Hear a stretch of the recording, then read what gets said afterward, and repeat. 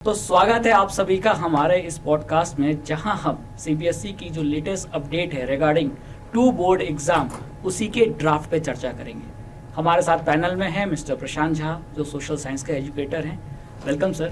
Hello hello hello sir, कैसे हैं आप? और बढ़िया है। और मैं चाहता हूं कि ये अपॉर्चुनिटी जो मुझे मिली है, इस अपॉर्चुनिटी का लाभ उठाएं और जो बच्चों के अंदर जो कंफ्यूजन है, जिस वजह से वो पैनिक कर रहे हैं, उनको क्लैरिटी मिल सके, ताकि एक बार उनको क्लैरिटी मिल जाए तब वो प्रिपरेशन अपना शुरू कर सके, तब वो अपना सीबीएसई का जो भी पैटर्न है उसको फॉलो कर सके। बिल्कुल। तो शुरू करने से पहले मैं आपको बता दूं कि इसमें हम थोड़ा बैकग्राउंड में जाएंगे, कब कब क्या क्या चेंजेस हुए हैं, फिर रिसेंट जो ड्राफ्ट आया सीबीएसई का उस पर चर्चा करेंगे, पब्लिक का क्या रिएक्शन है, इस ड्राफ्ट के पॉजिटिव निगेटिव्स क्या हैं, और फाइनली इसे कंक्लूड करेंगे। तो चलिए शुरू करते हैं सर। सर, सबसे मेरा पहला सवाल ये है कि सीबीएसई ने ये जो 2 बोर्ड एग्जाम का चेंज लाया है, तो अभी क्यों लाया? मतलब क्या ऐसे चेंजेस पहले भी हुए हैं? परिवर्तन जो है वो प्रकृति का नियम है, और जैसे जैसे सोसाइटी चेंज होती है, इवॉल्व होती है, वैसे वैसे हमें चेंज करना ही चाहिए। और इसी वजह से सीबीएसई ने भी चेंज किया। अगर हम पिछले 10 साल का रिकॉर्ड देखें तो सीबीएसई ने 6 से 7 बार जो है वो चेंज कर चुके हैं, अपने आप को, अपने पैटर्न को इवॉल्व किया है। और अगर हम ज्यादा पीछे ना जाएं और 2009 से शुरू करें तो 2009 में उन्होंने सीसीई लेके आया था, कंटिन्यूअस एंड कॉम्प्रिहेंसिव इवैल्यूएशन, जिसमें जो बोर्ड एग्जाम होते थे, जिसमें सबसे ज्यादा रोल बोर्ड का होता था। बट इस पैटर्न 2009 में उन्होंने क्या बोला था कि बोर्ड का जो रोल है बोर्ड एग्जाम में वो कम हो गया था। मतलब कि फॉर्मेटिव असेसमेंट, समेटिव असेसमेंट, जिसमें स्कूल का रोल जो है वो 80% हो गया था, बोर्ड का रोल जो है बस 20% हो गया था। मतलब कि उस टाइम पे आपने देखा होगा कि बड़े बड़ा जो रिपोर्ट कार्ड है वो येलो कलर का बड़ा बड़ा रिपोर्ट कार्ड आने लगा। बिल्कुल, मेरी सिस्टर ने उसी समय बोर्ड एग्जाम दिया था। हाँ। और उसकी जो मार्कशीट है वो मेरे मार्कशीट से बहुत बड़ी है, क्योंकि हम लोग तो एक बोर्ड एग्जाम वाले हैं। ट्रू। बट मार्कशीट बड़ा होना या छोटा होना से क्या ही होता है। बट जो पॉइंट है, उस टाइम पे थोड़ी पॉलिटिक्स होनी भी शुरू हो गई थी। जो टीचर्स थे स्कूल में वो कहते थे, जैसे मैथ्स के टीचर कहते थे कि आप मेरे से पढ़ो तभी मैं आपके बोर्ड एग्जाम में अच्छा मार्क्स दूंगा, क्योंकि बोर्ड में सबसे ज्यादा रोल किसका बढ़ गया था? तो स्कूल का बढ़ गया था। हाँ। तो टीचर अपने अपने हिसाब से, अपने प्रॉफिट को लेके, सेल्फ सेंटर्ड तरीके से बच्चों को गाइड करते थे और बच्चों को बोलते थे प्राइवेट ट्यूशन मेरे से लो तभी मैं अच्छा नंबर दूंगा। यानी कहीं ना कहीं करप्शन भी इससे बढ़ रहा था। बिल्कुल। फिर सीबीएसई चेंज लेके आता है 2017 में, जब वो इस जो कि सीसीई वाला था, जिसके ऊपर में बहुत ज्यादा क्रिटिसिज्म हुआ था, इसको उन्होंने स्क्रैप कर दिया। फिर 2017 के बाद 2019 में क्या हुआ कि पहले भी एमसीक्यू होते थे, बट अब ऑब्जेक्टिव टाइप क्वेश्चंस को उन्होंने बढ़ा दिया। कि पहले के टाइम पे सिर्फ और सिर्फ गेस पेपर के थ्रू जो की होते थे, हर आंसर के जो की होते थे, गाइड पढ़ के बच्चे एग्जैक्टली, तो वो रट के आते थे और लिख के आते थे। बट सीबीएसई ने बोला कि नहीं, इसे चेंज करना होगा, एमसीक्यू को लेके आया और एमसीक्यू का जो वेटेज था उसको बढ़ा दिया। फिर 2020 में क्या होता है, एनईपी आता है, आप सभी को पता है। बिल्कुल। बट उस टाइम पे कोविड भी आता है एनईपी के साथ, और कोविड की वजह से जो सिस्टम है वो थोड़ा चेंज हो जाता है। टेम्पररी चेंज लेके आते हैं, टर्म को, मतलब फाइनल एग्जाम को तोड़ करके 2 टर्म में एग्जाम लेते हैं। Term 1 term. हाँ जी। और उसके बाद जो मेजर चेंज आता है वो 2022-23 सेशन में आता है, जब सीबीएसई ने कॉम्पिटेंसी बेस्ड क्वेश्चन जो है वो लेके आए। और इस कॉम्पिटेंसी बेस्ड क्वेश्चन का वेटेज 2024 में जाके उन्होंने बढ़ा करके 50% कर दिया। बिल्कुल, पहले ये 40% था 22-23 में और 23-24 में। हाँ जी। लेकिन इस बार के एकेडमिक ईयर में इसको 50% कर दिया। हाँ जी sir. But competency based question किया और फिर अभी जाकर के ड्राफ्ट लेके आई। बट मैं चाहता हूँ कि ये जो कॉम्पिटेंसी बेस्ड क्वेश्चन है ना, इसके बारे में भी व्यूअर्स को पता चल सके कि जो व्यूअर्स हैं हमारे, जो छोटे छोटे बच्चे हैं जो 10th में जाएंगे, उनको क्या समझ में आना चाहिए कॉम्पिटेंसी बेस्ड क्वेश्चन से, उनको क्या मतलब लगना चाहिए कि ये कॉम्पिटेंसी बेस्ड क्वेश्चन है क्या? आप कुछ बताएंगे, साइंस के आप एजुकेटर हैं। बिल्कुल, आप अगर साइंस के एग्जांपल तो लेके सर, इस पे मैं जरूर बच्चों को क्लैरिटी देना चाहूंगा, क्योंकि अभी तक बच्चा रट के ही कहीं ना कहीं एग्जाम दे रहा है। 9th तक तो रटने से काम चल जाता है, लेकिन इस आदत को छुड़ाना है, और सरकार ये चाहती है कि बच्चा एनालाइज करे और चीजों को समझे, ना कि रटे। तो इसके लिए लाया गया कॉम्पिटेंसी बेस्ड क्वेश्चन। अब कॉम्पिटेंसी बेस्ड क्वेश्चन का मतलब ये है कि कोई सवाल डायरेक्ट ना पूछा जाए, किसी रेफरेंस के थ्रू, किसी एग्जाम्पल के थ्रू उस कंसेप्ट को पूछा, ताकि प्रैक्टिकल लाइफ, हाँ, ताकि बच्चा सोचे, समझे और तब आंसर दे। हाँ। ये नहीं कि पहले से रटा है, मुझे पता है कि ये क्वेश्चन आएगा, मुझे ये लिखना है। Application based. हाँ, एप्लीकेशन बेस्ड। जैसे अगर साइंस में बात करें तो बच्चा जब 10th में आएगा तो लाइट चैप्टर पढ़ेगा, और लाइट चैप्टर में एक टॉपिक होता है रिफ्रैक्शन। अब ये नहीं पूछेगा कि व्हाट इज रिफ्रैक्शन, अब आपसे एक एग्जाम्पल दे देगा, 2-4 फिगर दे देगा, फोटो दिखा देगा और पूछेगा यहाँ फिजिक्स का कौन सा कंसेप्ट लगता है। अब आपको सोचना है कि वहां रिफ्रैक्शन लग रहा है या नहीं लग रहा है, क्या वो रिफ्रैक्शन वाला एग्जाम्पल है। तो इस तरीके के क्वेश्चंस को ही कॉम्पिटेंसी बेस्ड क्वेश्चन कहते हैं। तो आई एम श्योर कि केवल साइंस में नहीं, ये तो हर सब्जेक्ट में होंगे, आपके सोशल साइंस में भी होंगे। बिल्कुल सर। और जैसे सोशल साइंस में पहले क्वेश्चन आता था कि रबी क्रॉप्स क्या होता है, खरीफ क्रॉप्स क्या होता है, राइस कहाँ कहाँ पाया जाता है, कौन कौन से लोकेशन पे पाया जाता है, तो ये बच्चे रटना पड़ता था उनको, ठीक है, कि अब खरीफ क्रॉप्स कहाँ है, राइस कहाँ कहाँ पाया जाता है, तो स्टेट्स याद करने होते थे। बट जब कॉम्पिटेंसी बेस्ड क्वेश्चन आया तो सीबीएसई ने बच्चों से एक्सपेक्ट किया कि आप रटिए मत, आप एनालाइज कीजिए, आपके अंदर जो एनालिटिकल स्किल्स है वो डेवलप हो। जनवरी मंथ में अगर आप हरियाणा क्रॉस कर रहे हैं, हरियाणा से गुजर रहे हैं, तो आप जनवरी के मौसम में आपको कौन से क्रॉप्स देखने को मिलेंगे हरियाणा? जी हाँ, ये अभी इसी बोर्ड एग्जाम में सोशल के पूछा गया है। तो अब सोचिए ना कि जो बच्चे हैं वो सोचेंगे ना कि यार जनवरी के मौसम में मैं हरियाणा से गुजरूंगा तो कैसा लगेगा। तो यहाँ मौसम आ गया। बिल्कुल बिल्कुल, हरियाणा में कौन कौन से मेजर क्रॉप्स हैं वो आ गए। हाँ, पहले बच्चे दोनों को रिलेट करेंगे। बिल्कुल सर। और पहले बच्चे कॉन्सेप्ट देखते थे, एग्जाम्पल नहीं देखते थे। एग्जाम्पल्स अब जो सीबीएसई है वो कह रही है कि आप देखो, तभी आप समझ पाओगे। समझना पड़ेगा कि स्नोफॉल क्यों हो रहा है, क्या ये वेस्टर्न डिस्टर्बेंसेस है या फिर वो कोई और कारण है। तो इस तरीके से हमारे बच्चे जो हैं वो एप्लीकेशन बेस्ड जो नॉलेज है वो उन्हें मिल पाएगी और उनके जो एनालिटिकल स्किल्स है वो डेवलप हो पाएगी। ये सीबीएसई का इंटेंशन बिल्कुल है। तो यहाँ मैं बच्चों से यही कहना चाहूंगा जो 9th से अब 10th में एंटर करने जा रहे हैं कि be ready for competency based question, क्योंकि अब सीबीएसई का, गवर्नमेंट का, सबका फोकस कॉम्पिटेंसी बेस्ड क्वेश्चन पे है। तो आपको मेंटली प्रिपेयर होना पड़ेगा कि आने वाले जो 2 बोर्ड एग्जाम हैं उनमें कॉम्पिटेंसी बेस्ड क्वेश्चन का वेटेज काफी अच्छा रहेगा और आपको उसके लिए अभी से तैयारी करनी पड़ेगी। तो ये तो समझ में आ गया सर कॉम्पिटेंसी बेस्ड क्वेश्चन का। बट ये जो 2 बोर्ड एग्जाम होने वाला जो ड्राफ्ट लाया गया है, इसके पीछे गवर्नमेंट का क्या इंटेंशन है? और ये ऐसा है कि अभी शुरू किया गया है या इसका शुरुआत पहले से ही हो रहा है और पहले से ही चीजें, कोई एक रोड मैप तो होगा ना गवर्नमेंट का? बिल्कुल बिल्कुल रोड मैप था, क्योंकि जो अभी का जो 2 बोर्ड एग्जाम का कंसेप्ट है, इसके जो जड़ें हैं वो हमारी नेशनल एजुकेशन पॉलिसी से जुड़ी है। अच्छा। तो 29 जुलाई 2020 को जो 2020 से ये चीजें कंटिन्यू बिल्कुल प्लानिंग पहले से थी, क्योंकि नेशनल एजुकेशन पॉलिसी जो हमारे इंडिया का 21st सेंचुरी का पहला एजुकेशन पॉलिसी था और ये इसीलिए लाया गया ताकि इस आने वाली सेंचुरी में इंडिया को अगर इंटरनेशनल लेवल पे अगर हमें परफॉर्म करना है हर सेक्टर में, तो हमारे बच्चों के थ्रू ही हो पाएगा। और बच्चों का एजुकेशन जितना स्ट्रांग होगा, जितना होलिस्टिक होगा, उतना ही ये बेटर हम कर पाएंगे। और कब तक हम पुराने तरीकों से चलते आएंगे, पुराने स्ट्रक्चर से चलते आएंगे? बिल्कुल बिल्कुल।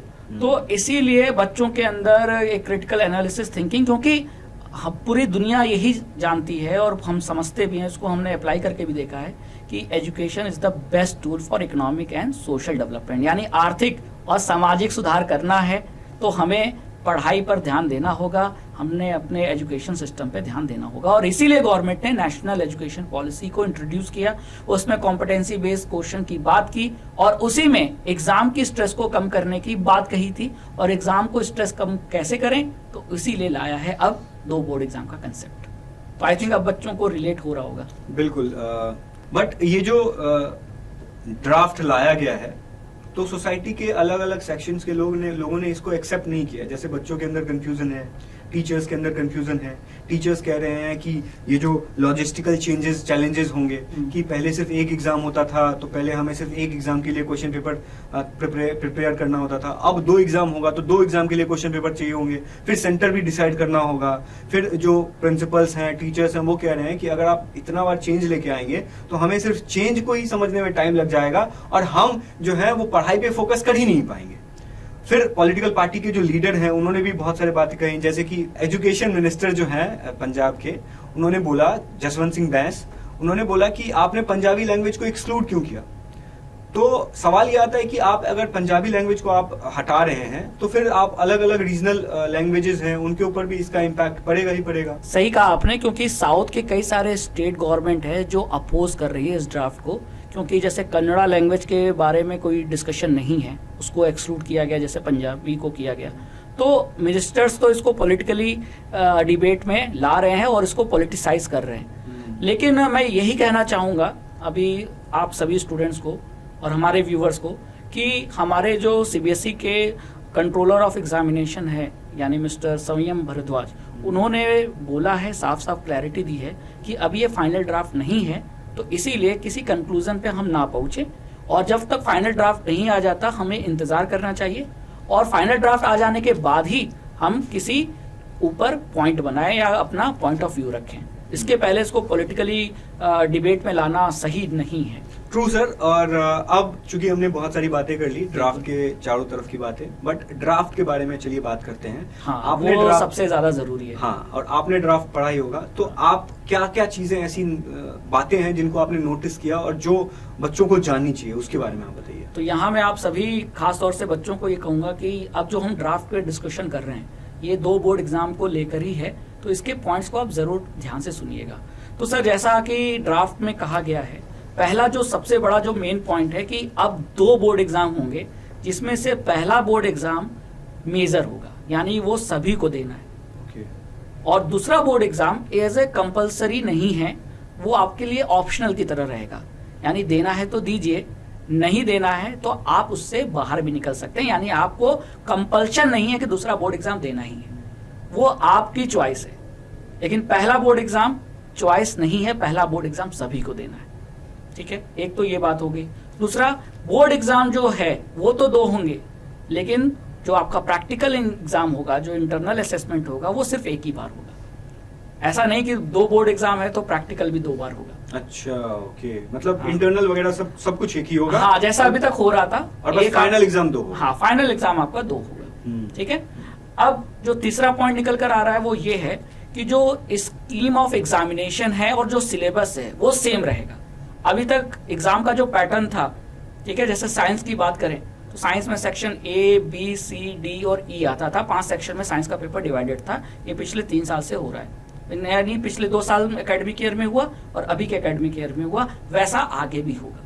यानी जो 25-26 में यही पैटर्न फॉलो होगा, सिलेबस भी यही फॉलो होगा, सिलेबस भी चेंज नहीं होगा। अच्छा, यानी एग्जामिनेशन पैटर्न और सिलेबस ऑफ एग्जामिनेशन सेम रहेगा। जैसे पहले सैंपल पेपर रिलीज होता था, अभी भी सैंपल पेपर आएगा।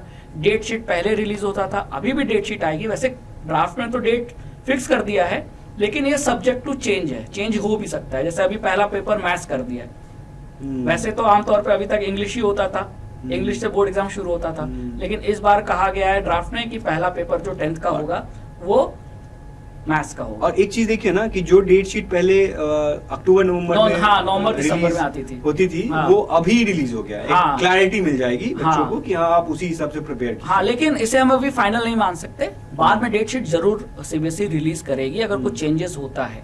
तो ये पॉइंट हो गया। और क्या कहते हैं, सैंपल पेपर के साथ साथ एडमिट कार्ड भी आएगा बच्चों का।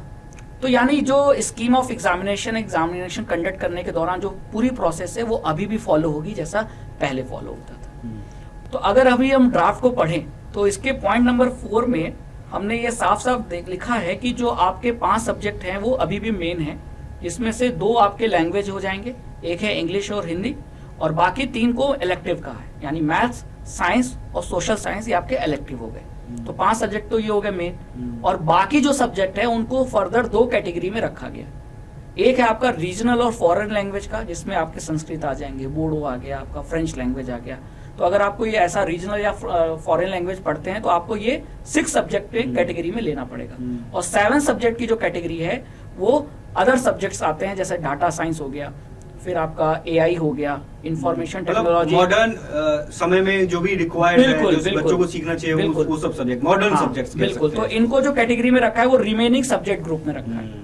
यानी टोटल अगर देखा जाए तो 7 है। 5 मेन सब्जेक्ट हो गए, 2 ऑप्शनल सब्जेक्ट हो गए। तो 2 ऑप्शनल सब्जेक्ट की 2 कैटेगरी सीबीएसई ने इस ड्राफ्ट में डिवाइड करके बताई है ड्राफ्ट में बच्चों को। तो बच्चा मिनिमम 5 भी ले सकता है, और अगर मैक्सिमम चाहेगा तो ऑप्शनल की तरफ जाकर वो एक्स्ट्रा सब्जेक्ट भी ले सकता है, ऐसा ड्राफ्ट से लग रहा है। लेकिन अब फाइनल ड्राफ्ट आ जाए तब हम कुछ इस पर सॉलिड कह पाएंगे। तो ये तो हो गए सर 5 पॉइंट जो मुझे लगे कि इस ड्राफ्ट में बहुत इंपॉर्टेंट थे, जो बच्चों को बताना जरूरी था। आपको भी कुछ लगा होगा सर ड्राफ्ट में? मैंने कुछ चीजें यहाँ पे नोटिस की, जैसे कि पहले ये था ना, अभी जैसे 2 एग्जाम का सिचुएशन है तो 2 एग्जाम लाया क्यों गया। तो सबसे पहले मुझे ऐसा लगता है कि अगर आप, जैसे आपने बताया कि 5 कंपलसरी सब्जेक्ट है ना, इंग्लिश, हिंदी, मैथ, साइंस और सोशल साइंस। तो अगर बच्चा इन 5 सब्जेक्ट्स में से किसी एक सब्जेक्ट में भी फेल हो जाता है, पहला फेज का एग्जाम हुआ और बच्चे ने क्या किया, 5 सब्जेक्ट का एग्जाम दिया और उस 5 सब्जेक्ट्स में से, कंपलसरी सब्जेक्ट्स में से अगर बच्चा किसी एक सब्जेक्ट में भी फेल हो जाता है तो दोबारा उसको सिर्फ उसी का एग्जाम नहीं देना होगा, दोबारा उसको पूरे 5 सब्जेक्ट्स का एग्जाम देना होगा। ओके, ये तो पॉइंट नोट करने वाली है, आप सभी ध्यान से सुने कि एक सब्जेक्ट में भी फेल मतलब पूरे बोर्ड एग्जाम में आपको फेल माना जाएगा, फिर से आपको सेकंड बोर्ड एग्जाम देना होगा सारे सब्जेक्ट का। बिल्कुल बिल्कुल, ये तो पहला केस हो गया। बिल्कुल। दूसरा केस हो गया कि आपने जो 6th और 7th वाला जो सब्जेक्ट बताया जो कि ऑप्शनल था, तो अगर आप 5 सब्जेक्ट्स जो कंपलसरी है उसमें आप पास कर गए और अगर आप इन 2 सब्जेक्ट्स जो 6th और 7th सब्जेक्ट है उसमें आप फेल कर गए, फिर आपके पास ऑप्शन होगा कि आप जो है वो आपको कंपलसरी सब्जेक्ट्स में एग्जाम देने का जरूरत नहीं है, आप सिर्फ उन्हीं सब्जेक्ट में एग्जाम दीजिए 6th और 7th में से जिसमें भी आप फेल हुए हो। मतलब पहला केस क्या हो गया कि अगर आप 5 कंपलसरी सब्जेक्ट में से किसी एक सब्जेक्ट में फेल हो रहे हैं तो आपको 5 दोबारा भी एग्जाम देना होगा। दूसरे केस में क्या है कि अगर आप 5 सब्जेक्ट में पास कर गए और उन 2 सब्जेक्ट्स में से फेल कर गए जो ऑप्शनल था आपका, तो फिर आपको उसी में एग्जाम देना होगा जिसमें आप फेल किए। 2 केस हो गया।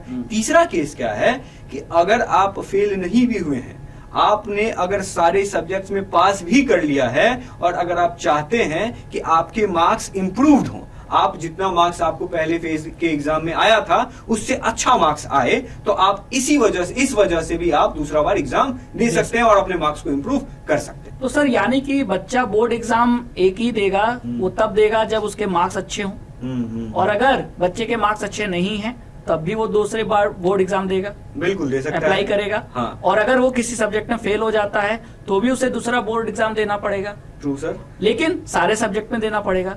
और अगर किसी ऑप्शनल सब्जेक्ट में फेल होता है तो उसे दूसरा बोर्ड एग्जाम देना होगा, लेकिन फिर केवल ऑप्शनल में देना होगा, बाकी सब्जेक्ट का मार्क नहीं देना होगा। True sir. और एक पॉइंट और है, वो ये है कि इसमें सिर्फ जो फर्स्ट फेज में एग्जाम दे रहे हैं ना, उनके लिए ही ऑप्शन है कि आप वो दूसरे फेज के लिए एग्जाम दे सकते हैं। लेकिन अगर कोई बच्चा है जो सिर्फ दूसरा फेज में एग्जाम दे रहा है तो वो ये डिमांड नहीं कर सकता है कि मुझे दूसरा मौका भी मिले। अच्छा, मतलब यानी कि पहले एग्जाम देने वाले के पास 2 मौके हैं, लेकिन दूसरे बोर्ड एग्जाम देने वाले के पास सिर्फ एक ही मौका है। बिल्कुल, ये बात सही कही आपने। मतलब कई बच्चे ऐसे हो सकते हैं जिनका स्किप हो गया पहला बोर्ड एग्जाम और वो सीधे सेकंड बोर्ड एग्जाम दे रहे हैं, तो वो ये डिमांड नहीं कर सकते कि हमको भी 2 चॉइस मिले।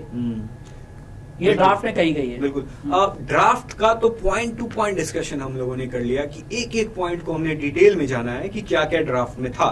बट सर मैं आपसे ये जानना चाहूंगा कि ये जो ड्राफ्ट है इसका तो इंटेंशन होगा ना सीबीएसई का कि कुछ ना कुछ पॉजिटिव इम्पैक्ट पड़े बच्चों के ऊपर में, कुछ ना कुछ पॉजिटिव हो जिसकी वजह से ये ड्राफ्ट लेके आए हैं, ये चेंजेस लेके आ रहे हैं पैटर्न में। तो आपको क्या लगता है कि ऐसे कौन कौन से पॉजिटिव चीजें हैं जो इससे निकल के आएंगी?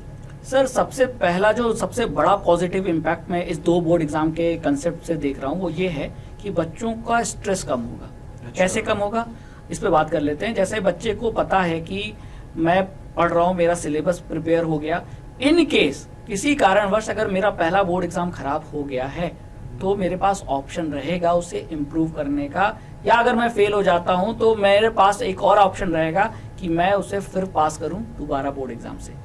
तो यानी कि माइंड में हमेशा ये पैनिक वाली सिचुएशन नहीं रहेगी कि अगर एक बोर्ड एग्जाम खराब हुआ तो मेरा भविष्य खराब हो गया। तो इस खतरे से आपको एक आजादी मिल गई इस 2 बोर्ड एग्जाम के लाने से।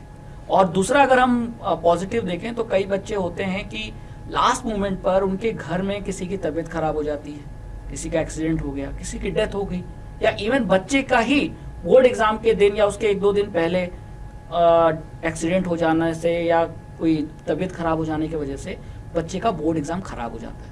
मतलब पूरे साल बच्चा पढ़ता है और सिर्फ एक दिन उसकी तबीयत खराब हो जाने या उसके साथ कुछ गलत हो जाने की वजह से उसका बोर्ड एग्जाम बर्बाद हो जाता है। तो क्या ये जस्टिफाइड है कि केवल उसके एक दिन के गलत की वजह से हम उसके साल भर के एफर्ट को हम क्या कहते हैं कि झुटला दें या साल भर का एफर्ट उसका चला जाए पानी में? तो ये सही नहीं है। और सही बात है ना, उसको एक चांस तो मिलना चाहिए कि हाँ वो अपना मेहनत को साबित कर सके। तो वो अब ये साबित कर सकेगा 2 बोर्ड एग्जाम से। और पहले कहीं ना कहीं पूरा साल मेहनत करता था, उसके बाद अगर एक दिन खराब हो गया तो एग्जाम दिया नहीं दे पाता था, उसके लिए उसको फिर से 1 साल वेट करना होता था। अब नहीं करना होगा, नहीं, अब उसको बस 1 महीने वेट करना। हाँ बिल्कुल। अब आपका मार्च में खत्म होगा क्योंकि इसमें फरवरी में आपके पेपर शुरू हो रहे हैं और मार्च में खत्म हो रहे हैं, और 6 मार्च को लास्ट पहले फेज का लास्ट पेपर खत्म हो रहा है जैसा ड्राफ्ट में कहा गया है। और फिर अगला जो बोर्ड एग्जाम है सेकंड, वो 5 मई से शुरू हो जाएगा, यानी कि 20 मई को खत्म हो जाएगा। तो इसका मतलब बहुत ज्यादा वेट नहीं करना पड़ेगा बच्चे को, और बच्चे उसी प्रिपरेशन के साथ ये एग्जाम सेकंड भी दे पाएंगे। और सर एक बड़ा फायदा और दिख रहा है कि जो बच्चे स्पोर्ट्स में अपना कैरियर बनाना चाहते हैं, तो वो शुरू से स्पोर्ट्स भी खेल रहे हैं और 10th भी पास करना ही है। तो ऐसे केस में कई बार क्लैश हो जाता है कि बोर्ड एग्जाम और टूर्नामेंट दोनों एक ही टाइम पे पड़ गए, तो बोर्ड एग्जाम या तो छोड़ो या तो टूर्नामेंट छोड़ो। लेकिन अब ये चॉइस नहीं रहेगी। अब बच्चे के पास बेनिफिट है कि वो अपना टूर्नामेंट खेले, और टूर्नामेंट खेलने के बाद उसने अगर पहला बोर्ड एग्जाम स्किप कर दिया है तो वो दूसरे बोर्ड एग्जाम में अपीयर होकर अपना 10th बोर्ड एग्जाम देकर पास भी कर ले। मतलब तो ना बोर्ड छूटेगा ना टूर्नामेंट छूटेगा। मतलब एकेडमिक करियर के साथ साथ वो अपना स्पोर्ट्स का करियर भी इंप्रूव करता है। हाँ, और उसको कोई प्रॉब्लम नहीं आएगी मैनेज करने में। तो ये तो पॉजिटिव पॉइंट हो गए जो आपने बोला, बट मुझे ऐसा लगता है कि नेगेटिव कॉन्सिक्वेंसेस के ऊपर भी डिस्कस करना चाहिए। और ऐसा तो नहीं है कि 20-25 लाख बच्चे अगर एग्जाम दे रहे हैं तो उनमें से 10 लाख बच्चों का तबियत खराब हो जाता है, चाहे 10 लाख बच्चों का स्पोर्ट्स करियर होता है, स्पोर्ट्स कोटा होता है। तो मुझे ऐसा लगता है कि सिर्फ 10% बच्चों के लिए आप अगर 90% बच्चों के एग्जाम पैटर्न को चेंज कर रहे हो, तो ये एक बड़ा पॉइंट हो सकता है जो कि बच्चों को सोचना चाहिए, जो कि हमें सोचना चाहिए। वो इसी वजह से, क्योंकि अगर आपके पास 2 मौके होंगे बोर्ड के एग्जाम को देने के लिए, तो अब देखिए जो बच्चा होता है 10th में एग्जाम दे रहा होता है, उसका मैच्योरिटी लेवल कैसा होता है कि वो अगर उसको दो मौका मिल गया ना, तो वो पहले एग्जाम के लिए भी सीरियस होकर प्रिपरेशन नहीं कर पाएगा, वो एफिशिएंसी नहीं दिखाएगा, क्योंकि उसके दिमाग में रहेगा कि अरे मेरे पास तो ऑप्शन है ही, मैं तो इस बार एग्जाम दे रहा हूं, नहीं भी जाएगा तो मैं दूसरा एग्जाम दे पाऊंगा। उस वजह से ना उसका पहला एग्जाम अच्छा जाएगा और दूसरे एग्जाम में वो एक ही महीना में क्या ही प्रिपरेशन कर लेगा। वो जब भी आपके पास ऑप्शन होता है ना, तो आप भटकते हो, है ना। और चेंज लाने की जरूरत ही नहीं थी, क्योंकि अगर एक बोर्ड एग्जाम से फायदा नहीं होता तो हमारे देश में इतने स्टार्टअप, इतने लोगों ने आईआईटी निकाला है, इतने लोग नीट निकाला है, तो फिर आईएम में गए हैं, तो अगर इसमें कोई प्रॉब्लम होती तो जा ही नहीं पाते। और अगर वो लोग इतने अच्छे से अपने करियर को आगे बढ़ा सकते हैं, उन्होंने भी एक ही बोर्ड एग्जाम दिया होगा, हाँ, तो हमारे बच्चे भी दे सकते हैं। और जो तीसरी चीज जो है वो ये है कि फाइनेंशियल बर्डन भी बढ़ेगा। अब क्या है कि पहले एक ही एग्जाम का जो है वो फी देना होता था बच्चों के पेरेंट्स को, अब 2 एग्जाम का देना होगा। और जो पहले क्वेश्चंस पेपर एक ही एग्जाम के लिए बनते थे, प्रिंट होती थी, अब 2 एग्जाम के लिए होगा। एडमिनिस्ट्रेटिव कॉस्ट भी आएगा। और एक जो चौथा, जो कि सबसे इंपॉर्टेंट बात यह है कि मोरल और मोटिवेशन के ऊपर में इम्पैक्ट पड़ेगा। जैसे कि पहले के टाइम पे कंपार्टमेंट वाला सिस्टम होता था ना, तो अभी के टाइम पे वो कंपार्टमेंट वाला सिस्टम चेंज होकर के दूसरा बोर्ड एग्जाम हो गया। बात तो सही है। जो अब बच्चा पहला बोर्ड एग्जाम देगा और वो सोचेगा कि मेरे कोई भी दोस्त जो है वो सेकंड बोर्ड एग्जाम नहीं दे रहे हैं, हाँ। और बच्चा अगर दूसरे बोर्ड एग्जाम में अच्छा नंबर ला भी लेगा, हाँ। तो उसके रिलेटिव वो यही बोलेंगे कि तूने तो दूसरा बोर्ड एग्जाम दिया था, उसके फ्रेंड ग्रुप के लोग बोलेंगे कि तूने तो दूसरा बोर्ड एग्जाम दिया था ना, तो वो इन्फीरियर फील करेगा कि मैंने कि सोसाइटी में ऐसा हो सकता है कि जो 2 बोर्ड एग्जाम दे रहा है उसे अलग नजरिए से देखा जा सकता है, बिल्कुल देखा जा सकता है। और इसी वजह से उनका जो मोटिवेशन है वो डाउन होगा, और मुझे नहीं लगता है कि इस उम्र के बच्चों को ये प्रॉब्लम झेलना पड़े। तो ये कुछ नेगेटिव पॉइंट है जिनको लेकर के भी हमें सोचना चाहिए। बिल्कुल। तो यहाँ तो हमने ड्राफ्ट पे डिस्कशन कर लिया, और अब बारी है कुछ निष्कर्ष निकालने की। और जो मैं निष्कर्ष निकाल पा रहा हूँ सर, कंक्लूड कर पा रहा हूँ कि इतनी सारी बातें हुई, हर एस्पेक्ट्स पे हमने बात की, है ना। सोशल इम्पैक्ट क्या पड़ेगा बच्चों के स्ट्रेस लेवल पे, पॉजिटिव क्या है, नेगेटिव क्या है। तो इससे ये निकल कर आ रहा है कि ड्राफ्ट की जो कमियाँ थी जो आपने बताई वो बिल्कुल वैलिड थी, और इस पर सीबीएसई को ज़रूर गौर करना चाहिए। तो अब यहाँ जो मैं निष्कर्ष निकाल पा रहा हूँ वो ये निकल पा रहा है कि यहाँ आप देख पा रहे हो ड्राफ्ट में जो आपका पॉइंट नंबर 41 है, अगर आप उसको ध्यान से पढ़ेंगे तो यहाँ लिखा है कि after the feedback the policy will be reviewed, revise and finalise. यानी कि अभी इस पर फीडबैक लिया जाएगा। सीबीएसई ये जो 2 बोर्ड एग्जाम का ड्राफ्ट है, इस पे फीडबैक लेगी, सोसाइटी में स्टूडेंट, टीचर, पेरेंट्स सबसे फीडबैक लेगी। और यहाँ मैं अपने व्यूअर्स को, अपने स्टूडेंट्स को, उनके पेरेंट्स को यही कहना चाहूँगा कि आप भी इस ड्राफ्ट को पढ़िए, इसको समझिए, कोशिश कीजिए कि घर में आप सभी बच्चे अपने पेरेंट्स के साथ 10 मिनट बैठकर इस ड्राफ्ट को पढ़ें, एक कंक्लूजन निकालें, और कमेंट सेक्शन पे आप वो ज़रूर लिखिए कि आप क्या समझते हैं, ताकि आपकी आवाज़ हम सीबीएसई तक पहुंचा सके। और इसके लिए हमने एक गूगल फॉर्म भी दिया है, गूगल फॉर्म को भी आप फिल कर सकते हैं और अपना ओपिनियन दे सकते हैं, क्योंकि सर ओपिनियन मैटर्स। बिल्कुल। और जैसे कि आपने बोला है कि सीबीएसई अब रिफॉर्म लाएगी, अपडेट भी करेगी इसको, तो सही बात है। और मेरे हिसाब से 2 पॉइंट जो मैंने नोटिस किया वो ये कि पॉइंट नंबर 31 और 37 जो है, अच्छा। वो आप अगर देखेंगे तो उसमें ये चीज मेंशन किया गया है कि क्या है सिस्टम, अभी क्या सिस्टम उनके हिसाब से वो ये है कि बेटर ऑफ 2 मार्क्स जो है वो मेंशन होंगे। आपने 2 बोर्ड के एग्जाम लिए, ठीक है, 2 बोर्ड के एग्जाम आपने दिया, तो अब समझ में ये नहीं आ रहा है कि कौन सा वाला मार्क्स चूज किया जाएगा।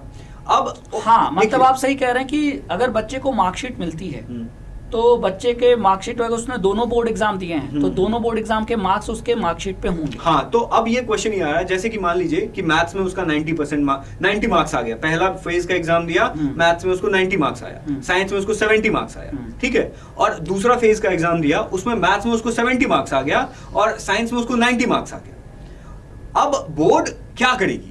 क्या ये इंडिविजुअल मार्क्स को देखेगी कि अब साइंस में हम वही मार्क्स चूज करेंगे?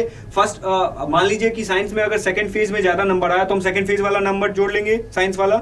मैथ्स वाला हम फर्स्ट फेज में ज्यादा मार्क्स अच्छा आया है तो हम मैथ्स का फर्स्ट फेज वाला मार्क्स जोड़ लेंगे, या फिर हम ओवरऑल मार्क्स जोड़ेंगे कि फर्स्ट फेज में ओवरऑल मार्क्स अच्छा है तो हम फर्स्ट फेज का मार्क्स जोड़ेंगे, चाहे सेकंड फेज का ओवरऑल मार्क्स अच्छा है तो हम सेकंड फेज का मार्क्स ओवरऑल मार्क्स जोड़ेंगे। यानी कि तो, जो फाइनल जो टोटल मार्क्स का जो परसेंटेज बनेगा, हाँ, वो क्या दोनों सब्जेक्ट के बेटर में से बनेगा या इंडिविजुअल बनेगा। तो ये मुझे लगता है कि बोर्ड को क्लियर करना पड़ेगा। बेटर ऑफ 2 में इंडिविजुअल सब्जेक्ट की बात है कि बेटर ऑफ 2 टोटल मार्क्स में जो बेटर है उसकी बात कही है, ये क्लियर नहीं हुआ है अभी।